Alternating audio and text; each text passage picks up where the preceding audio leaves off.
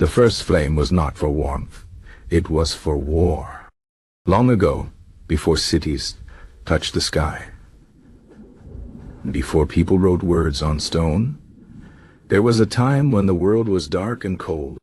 The sun rose and set, but the nights were long and the shadows stretched far. In those days humans were weak. They shivered in the cold, afraid of the beasts that walked in the dark. But then something changed. Someone found fire. But this fire was not for warmth. It was for war. In the beginning, fire was a gift from the sky. A lightning strike split a great tree, and flames danced upon the wood. The people of the Ash tribe saw it. At first they were afraid. They had never seen such a thing, bright, hot, alive. But their chief, a man named Varek, was not afraid. He stepped forward and touched a stick to the flames. When the fire clung to the wood, he carried it back to his people.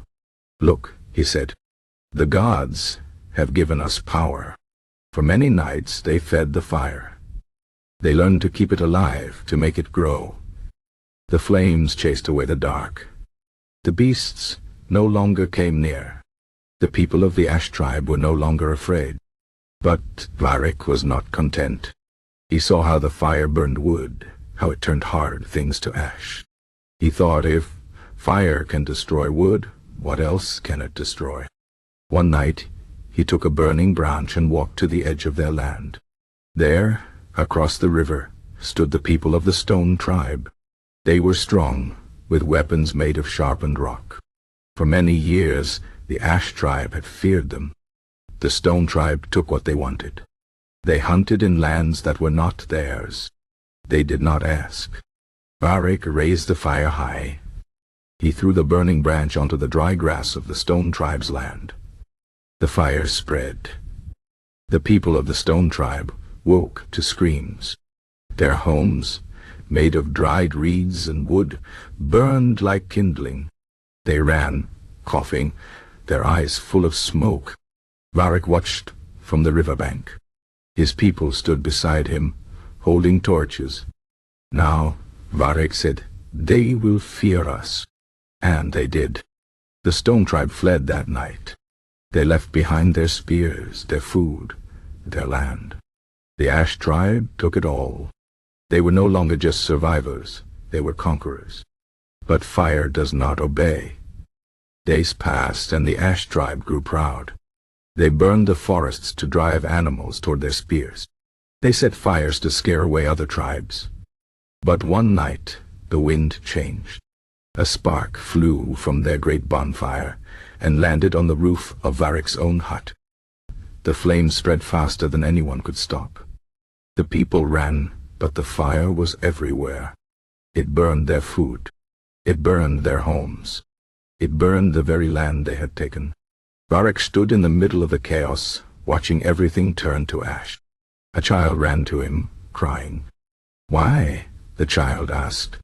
"Why did the fire turn on us?" Varek had no answer. When the sun rose, the land was black. The Ash tribe had no home, no food, no fire. The Stone tribe, who had once fled, now stood on the other side of the river, watching. One of them, a woman named Sera, stepped forward. She carried a small clay pot. Inside it, a tiny flame flickered. "You took fire and made it a weapon," she said. "But fire is more than that." She placed the pot on the ground between them. "It can warm, it can cook, it can give light in the dark." She looked at Varek. "You chose war, but that is not the only choice." Varek stared at the flame. For the first time, he saw it not as power, but as life. The Ash tribe and the Stone tribe came together that day.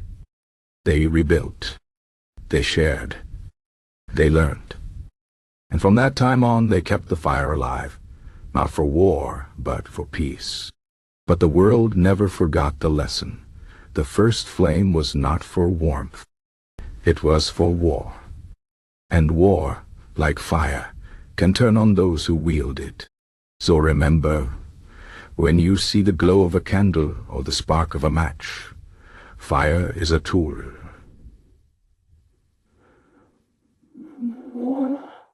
It can build or destroy. The choice is always yours. The end.